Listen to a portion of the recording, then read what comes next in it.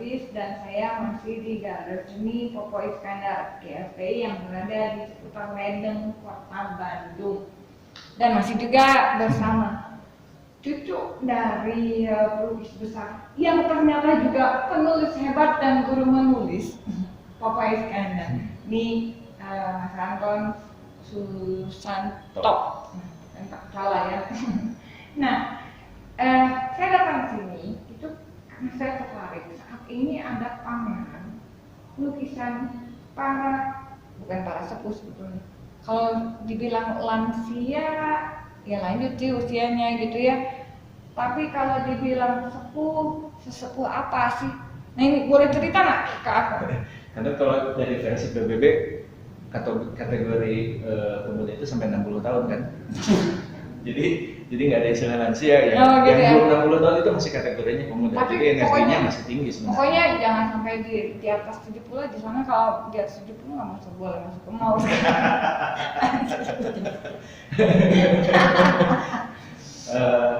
Jadi pameran ini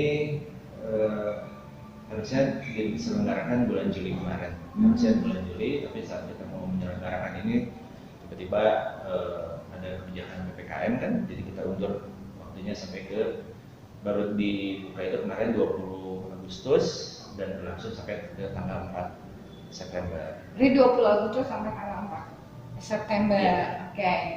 Dan ini yang ikut dari usia berapa aja? Range usianya ini sebagian besar sih memang para senior ya, karena range usianya didominasi oleh seniman yang usianya di atas 50 tahun. Oke, dianggapnya jadi senior citizen aja kan Ya, lebih enak ya, senior citizen ya. Oke, jadi senior citizen dominasinya 50 tahun ke atas. Ya. Oke. 50 sampai ke 70 Ya tahun. Allah, jangan ini mendekati 50 berarti bentar lagi masuk senior citizen. Gitu ya. Dan ya karena ada beberapa yang usianya lebih muda tapi hanya sedikit. Ini kayak ini karyanya Dokter Hardiman. Ini katanya beliau angkatan 76. Iya, beliau kuliahnya angkatan 76 dan sekarang itu jadi seorang pelukis dan juga dosen di Bali. Gitu ya? Iya. 76 aku baru 2 tahun. Beliau udah melukis dan udah kuliah tahun 76, jadi kebayang ya umurnya ya. Ada lagi yang di sana ini juga 76, ini angkatan 76 juga. 76. Ini angkatan 80 gitu ya kuliahnya, terus 83 ada yang juga 76, 79 gitu. Jadi sebagian besar ini angkatannya 70-an dan 80-an lah sebagian besar ya. Ini siapa yang punya ide? Nah, yang punya ide ini adalah kakak-kakak senior kita ya. Kuliahnya angkatan 70-an. Di mana? Jadi ini kebetulan mereka adalah murid-muridnya Popo Iskandar. Oke. Mereka yang berkuliah tahun 70-an terus berinisiatif bikin pameran. Jadi mereka yang menginisiasi program ini walaupun berjauhan gitu ya, nggak semuanya tinggal di Bandung, ada yang dari Banten, ada yang dari Bali, ada yang di Sukabumi, ada yang di luar biasa ya. Jadi murid-murid yang sudah tersebar kemana-mana gitu ya, terus kemudian mereka disatukan oleh energi dan memori yang sama bahwa mereka sama-sama berasal dari ini yang sama. Jadi ini apresiasi walaupun mereka semua ini adalah senior citizen, tetapi inilah adalah persembahan bagi gurunya kali ya. Iya, karena mereka gurunya mungkin adalah Popo Iskandar. dipersatukan oleh guru yang sama ya. Terharu ya, dan muridnya itu tersebar di mana-mana di seluruh Indonesia dan mereka bersatu ya karena rasa yang sama, memiliki guru yang sama yaitu Popo Iskandar, dan kemudian walaupun usia yang sudah lanjut tetap melukis, berkarya. Iya, mereka tetap melukis, bahkan gara-gara program ini juga sekarang sudah muncul lagi program-program yang sudah direncanakan gitu ya. berbagai versi lah gitu. Tapi ternyata ya sebenarnya usia itu bukan penghalang. Jadi pada saat energinya ketemu, hatinya ketemu gitu ya, mereka jadi punya semacam tenaga booster gitu tambahan supaya saya ingin membuat sesuatu, saya ingin bikin sesuatu. Ada yang menulis juga nggak?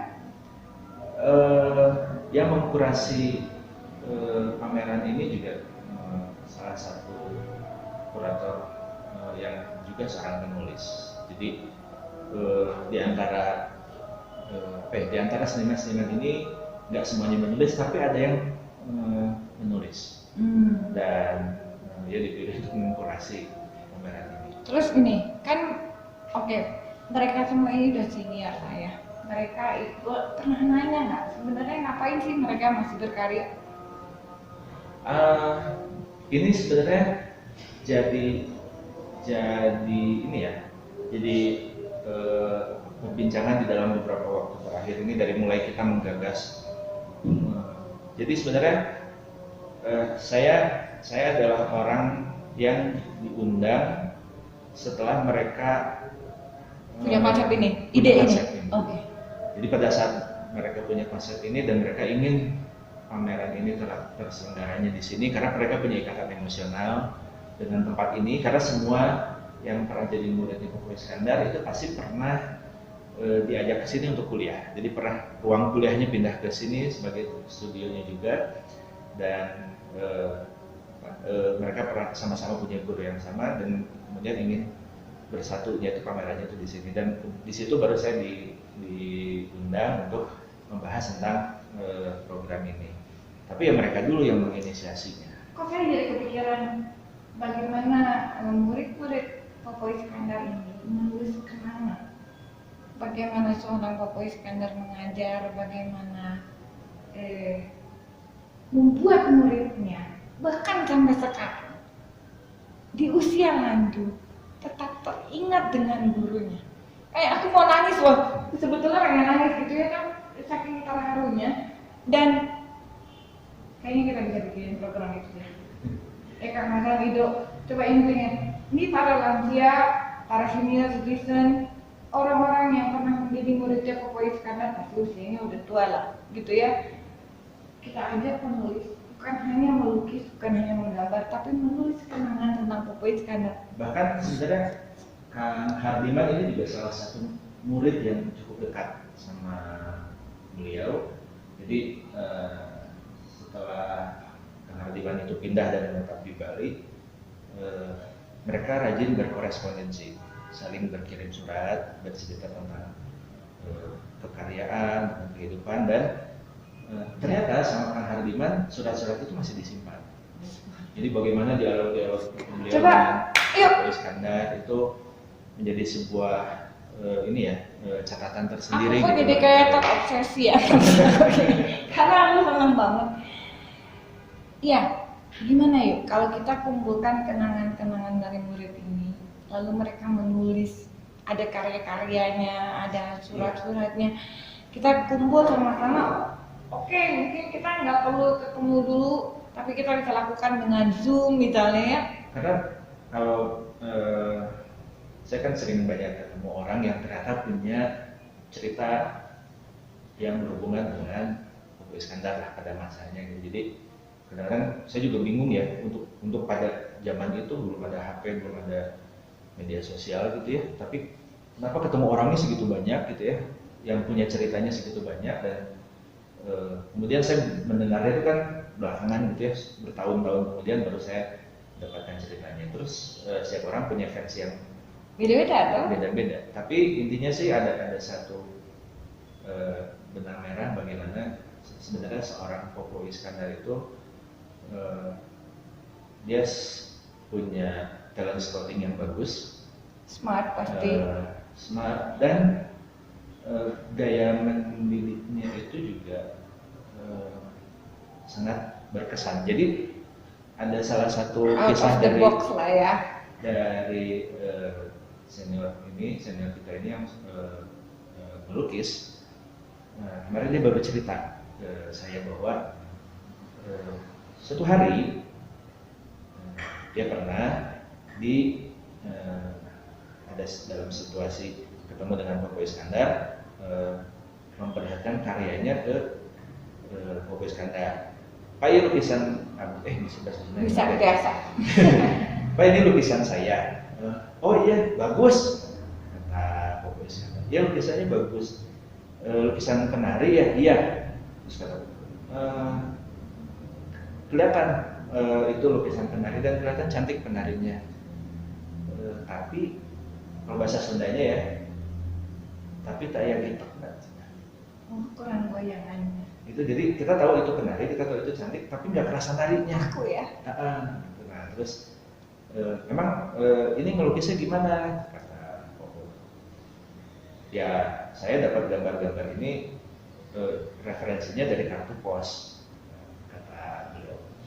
Oh, kalau mau melukis penari supaya kamu dapat feels-nya, kamu harus lihat langsung di mana sih penari itu melakukan aksinya menari, persiapannya dari persiapan sampai itu kamu harus lihat langsung. Jangan cuma lihat dari kartu pos. Kau pernah ke Bali nggak? Kata Fokus. Belum. Kau mendingan ke sana. Di sana kamu cari langsung, lihat langsung bagaimana penari itu melakukan aktivitas menarinya. Oh, iya Pak, tapi gimana ya? Nggak apa-apa. Ini saya kasih ongkosnya langsung. Jadi pada saat ngasih referensi bagaimana harus menari, ternyata Popo Iskandar itu juga langsung, udah kamu pergi aja, dan dia membiayai itu. Itulah pendidik. Nggak mikirin duit kan? Kayaknya sih enggak ya. Hidupnya enggak ya? Gitu. Jadi, dan saya baru tahu ceritanya itu baru-baru aja gitu ya. Oh dulu ternyata gitu ya. Cara bagaimana membangun hubungan antara murid dengan gurunya gitu ya. Nggak cuma bilang benar atau salah gitu. Bagaimana cara mendidik itu.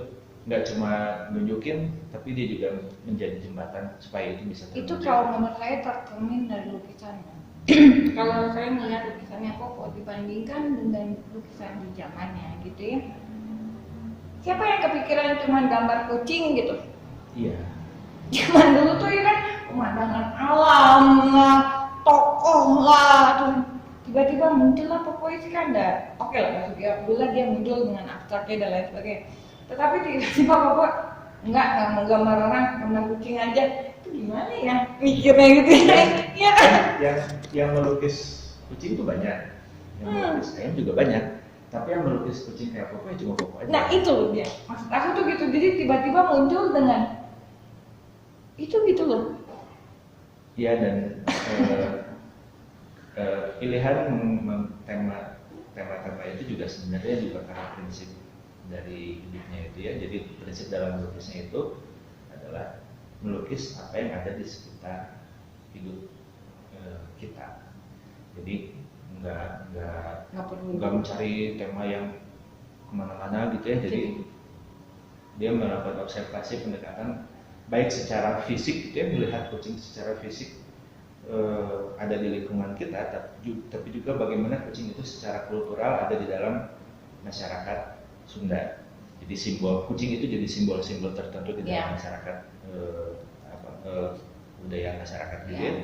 Dan itu dia hadirkan. Jadi dia nggak mencari-cari yang jauh-jauh, justru ya dari yang tertentu aja. Dan caranya beliau menggambar, melukis apa segala macam adalah sederhana. Kalau menurut saya, tetapi sederhana itu yang jadinya mewah. Iya, biasanya sederhana tapi jadi mewah gitu. Lukisannya memang nggak cerewet ya? Enggak. Lukisannya nggak cerewet, tapi dia itu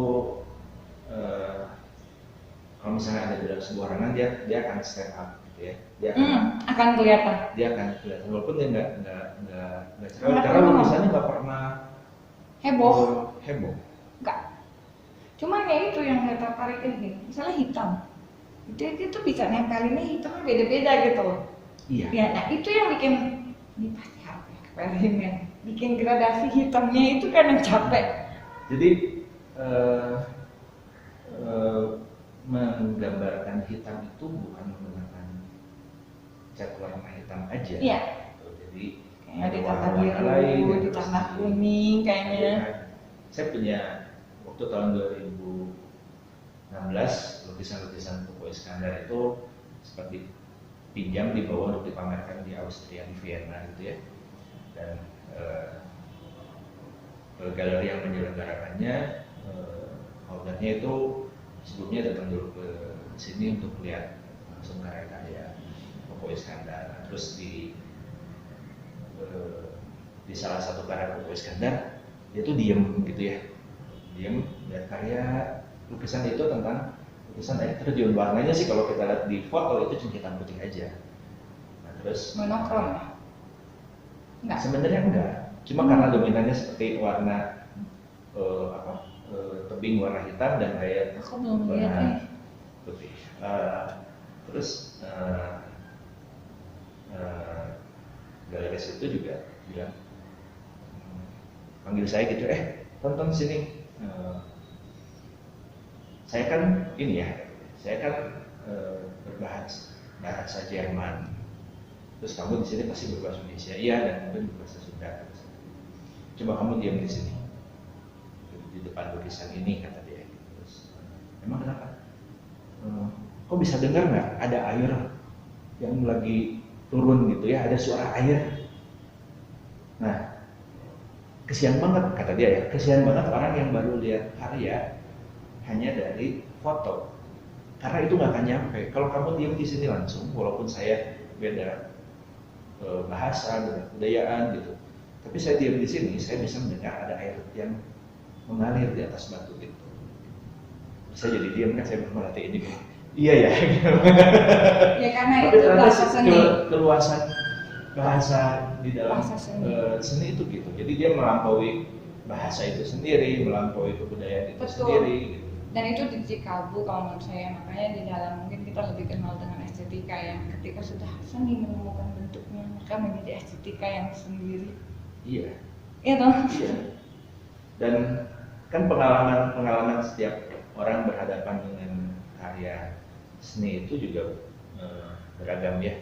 Ada orang yang kemudian tersentuh pada saat dia berhadapan dengan lukisan-lukisan tertentu, ada yang lainnya juga. Karena ada juga orang yang datang ke sini terus tiba-tiba lihat lukisannya. Kenapa saya dengar suara sayap-sayap burung ya? Padahal lukisannya kan diam aja gitu sebenarnya. Betul. Ketika seni bisa membawa karena menjadi imajinasi, kreativitas, memberikan rasa damai, keindahan.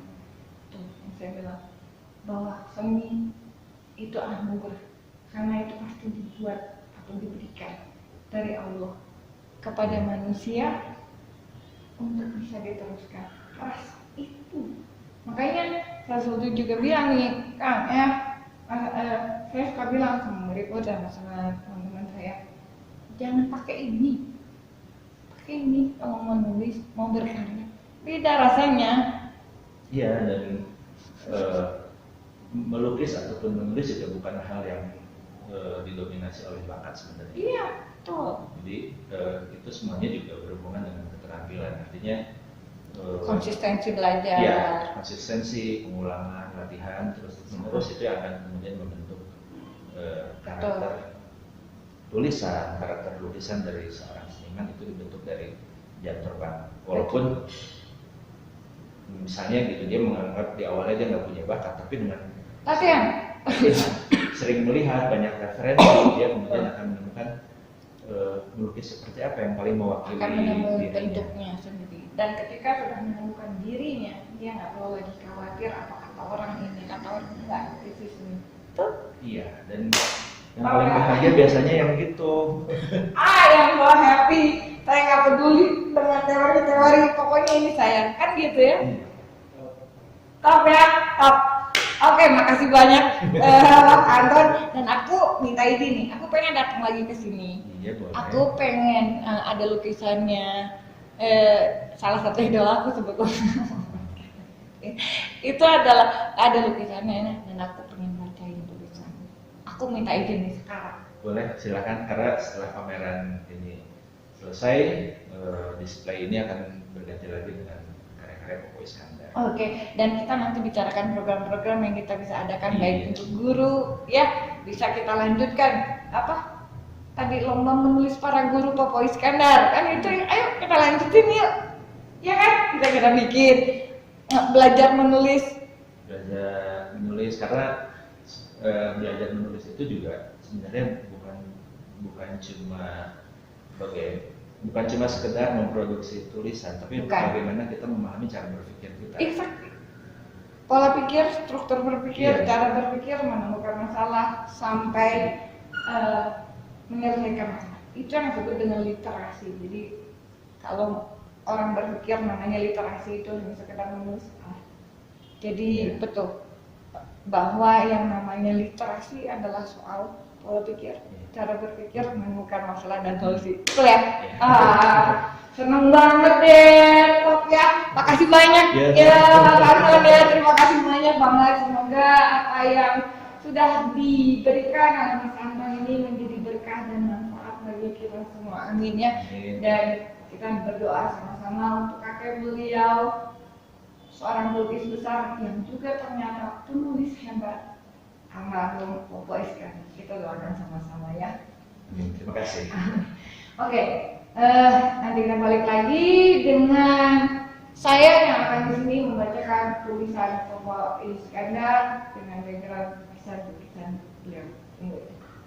Assalamualaikum warahmatullahi wabarakatuh.